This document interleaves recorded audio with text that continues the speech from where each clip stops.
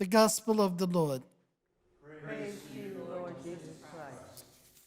There's a wonderful painting by Norman Rockwell who paints two buildings, and the people are hanging out the windows.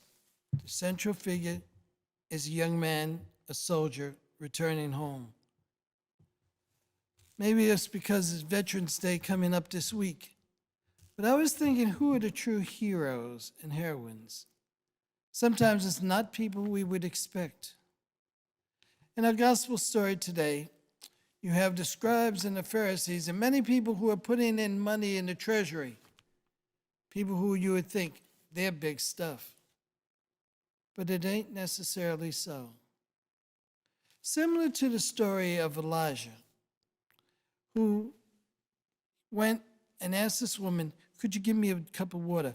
Could you give me a little bread? Oh, by the way, make it a cake. And she says, I have nothing, but I'll do what you say. He said, God will bless you. And so it happens.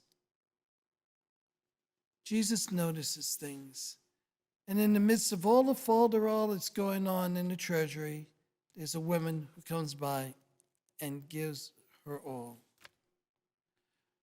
We know what it is to be without. A loss, a diminishment, aging, health-wise, finances. But one of the things about it is God is still there. God's care and love, protection, and promise of hope.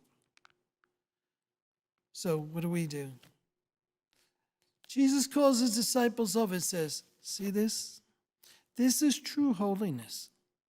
Not all the ostentatious, not all the show, but somebody who trusts in God.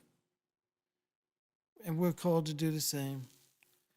In the midst of all the many people, places, and events that we have in our lives, God calls us to not only recognize the poor among us, but also to be able to share what we have, trusting that God will provide.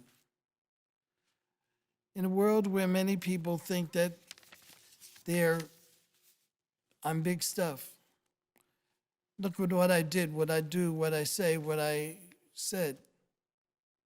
And what is trying to promote themselves? No. The widows of our stories today depend upon God to reward them. We're called to do the same. Jesus watches. And he watches our actions also. So are we generous? Or are we jealous of other people and their stuff?